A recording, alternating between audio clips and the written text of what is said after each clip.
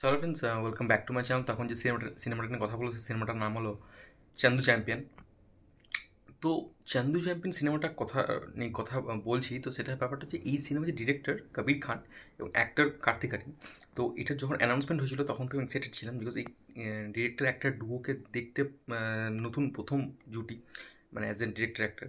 তো দেখতে খুব এক্সাইটেড ছিলাম যে গল্প নিয়ে কাজ করছে মুরলীকান্ত পেটকারের বায়োপিক। তো দেখা যাক কেমন হয়, সেটা নিয়ে খুব এক্সাইটেড ছিলাম। যখন সিনেমাটা দেখলাম, সিনেমা ডেফিনেটলি কবির খানের one of the great cinema নয়, যেটা বজরঙ্গি ভাইজান বা আমাদের নিউ ইয়র্ক, সেরকম টাইপের সিনেমা কিন্তু নয়। কিন্তু it's a good film for Kabir Khan. But Kartik আরিয়ানের ক্ষেত্রে, কার্তিক আরিয়ানের জীবনের সবচেয়ে বেস্ট সিনেমা টিল ডেট আমার মনে হয় চান্দু চ্যাম্পিয়ন। মানে দারুণ সিনেমা হচ্ছে, দারুণ সিনেমা করেছে কবির খান। কবির খান এরকম ধরনের সিনেমা খুব ভালো একটা হাতে পড়েছে, এই মল্লিকান্ত পেটকারের বায়োপিকটা ভালো হাতে পড়েছে বলে সিনেমাটা ভালো একটা হতে পেরেছে। এবং এই ধরনের আনসাং হিরোজ, আমি নিজে জানতাম না যে India's first para Olympic gold medal winner Murlikant Petkar, এটা অনেকেই জানে না, আমিও জানতাম না। তো তার একটা গল্প আমরা বলিউড যেহেতু খুব ইনফ্লুয়েন্স আছে আমাদের ইউথদের মধ্যে, তো তার একটা গল্প বলিউড দেখাচ্ছে। তো বলিউডকে নিয়ে আমরা সবসময় নানারকম এরকম কথা বলতে থাকি, বাট এরকম ধরনের গল্পও কিন্তু তারা পেশ করছে।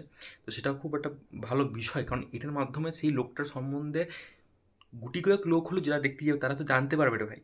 তো সেটা কিন্তু এটা খুব ভালো দিক আমি বলবো, এবং এই লোকটার ব্যাপারে জানা উচিত। এই সিনেমাটা কথা বলে হিউম্যান স্পিরিটকে নিয়ে কথা বলে, যে এবং একটা কথা বলে নেভার গিভ আপ। কখনো নিজের স্বপ্ন যেটা তুমি দেখছো তাকে কখনো হাত মানে কখনো যেতে দিও না, সেটা তুমি চেজ করো, chase your dream and never give up, never give up. তোমার যাই হয়ে যাক না কেন, সেই স্বপ্নটার জন্য বাঁচো।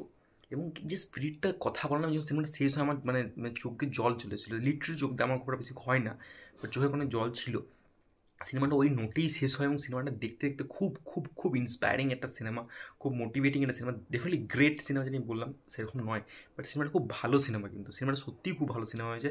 হ্যাঁ, ডেফিনেটলি কিছু ফ্লজ রয়েছে, বাট সিনেমাটা যদি ওই সব বাদ দিয়ে সিনেমাটা দেখতে জেনারেল অডিয়েন্স, তার সে কিন্তু খুব এন্টারটেনও হবে, অ্যাট দ্য সেম টাইম খুব মোটিভেটিংও তার লাগবে, অ্যাট দ্য সেম টাইম সে অনেক কিছু দেখতে পারবে যেগুলো এই ধরনের জিনিসপত্র হতে পারে। একটা লোক 9টা গুলি খাওয়ার পরও অলিম্পিকে গোল্ড মেডেল জিততে পারে। মানে ইজ ইট পসিবল? শুনেই কিরকম অবাক লাগছে, শুনে ভেবেই অবাক লাগছে। আমরা তো সব কিছু হাত পা ঠিক থাকা সত্ত্বেও আমরা সেটা পারবো না। একটা লোকের তো কিছু কিছু নেই, তা থাকা সত্ত্বেও যে গোল্ড মেডেল জিতছে অলিম্পিকে, তাও আবার। It's unbelievable story, it's believable story, এবং এই স্টোরিটা সবার কাছে পৌঁছানো দরকার।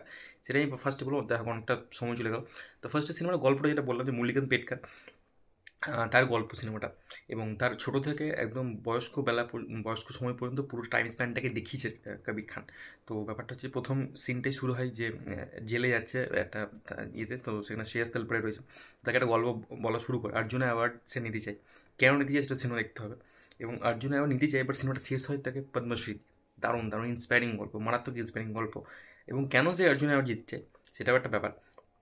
এবার সে তার অলিম্পিকে গোল্ড মেডেল জেতার ইচ্ছা, এবং সে কীভাবে প্রথমে কুস্তি করে, কুস্তি থেকে তারপরে বক্সিং, বক্সিং থেকে তারপরে তারপরে একটা যুদ্ধে সে 9টা গুলি খায়।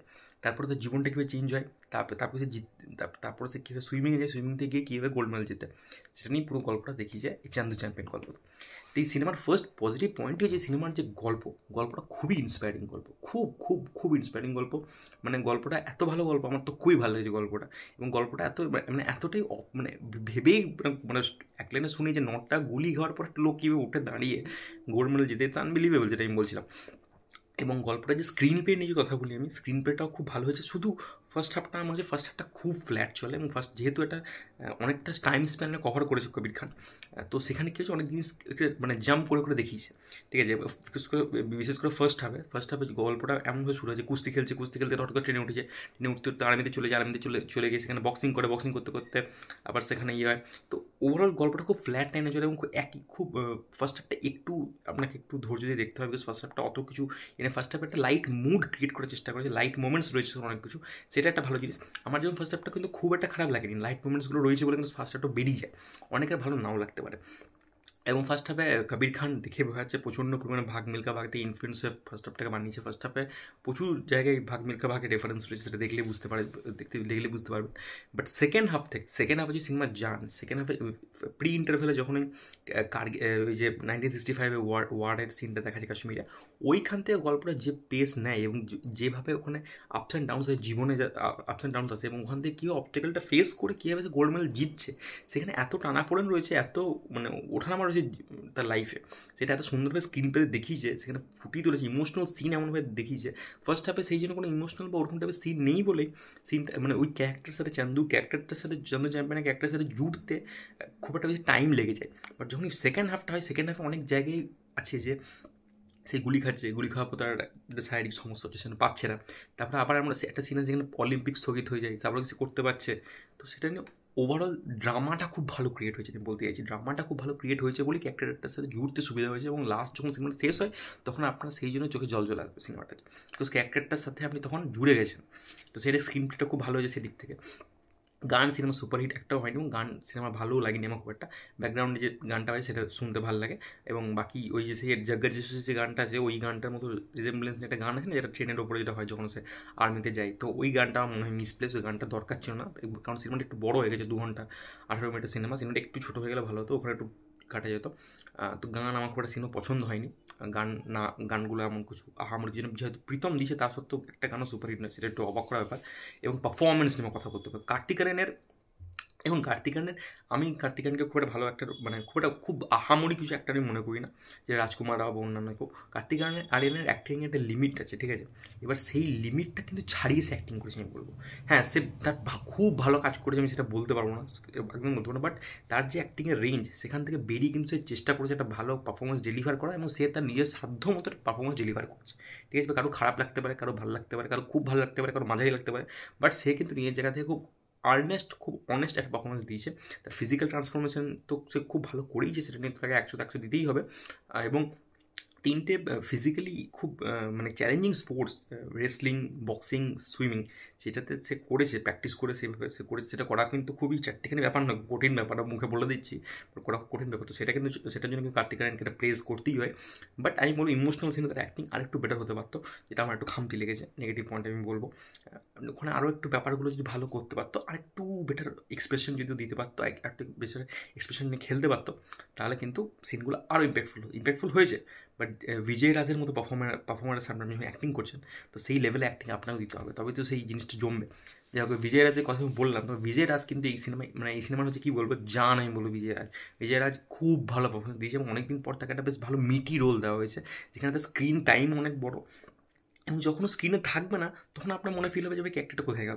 একটা সিনে যখন মানে মানে অনেকক্ষণ পর মানে তার ক্যারেক্টারটা থাকে না, যখন মানে মল্লিকানন্দের ক্যারেক্টারটা হসপিটালে থাকে, তখন ওই বিজয়দের ক্যারেক্টারটা থাকে না, তার অনেকক্ষণ পর তার কাম ব্যাক হয়, ঠিক আছে? যখন চান্দুর সাথে দেখা হয়, সেই সময় তারপর তাকে উদ্বুদ্ধ করে, ভাই তুমি পারবে, মানে তুমি নিজের স্বপ্নটাকে দেখো, স্বপ্নের জন্য বাঁচো। তখন থেকে কার্তিক আরিয়ান ওই প্যারাঅলিম্পিক্সে যাওয়ার জন্য প্রস্তুতি নেয়, সাঁতারের জন্য, সুইমিংয়ের জন্য প্রস্তুতি নেয়। তো ওইখানে বিজয়ের যে পারফরমেন্স দেখবে, পুরো সিনেমা জুড়ে বিজয়ের যে পারফরমেন্স খুব ভালো। ক্লাইম্যাক্সের দিকে একটা সিনে যে উঠে দাঁড়িয়ে সেলুট করে, ওখানে বলি মানে খুব ভালো পারফরমেন্স দিয়েছে, খুব ভালো পারফরমেন্স দিয়েছে বিজয় রাজ, দারুণ পারফরমেন্স। এবং রাজপাল যাদব রয়েছে, তারও পারফরমেন্স খুব ভালো, একটু অন্যরকম রোল পেয়েছে, সেটা ভালো ফুটিয়ে তুলেছে। সোনালি কুলকার্নি অল্প রোল রয়েছে, বাট সেটুকু জার্নালিস্টের সেটুকু জায়গায় ভালো। শ্রেয়াস তালপরের খুব অল্প রোল, ঠিকঠাক কাজ করেছে।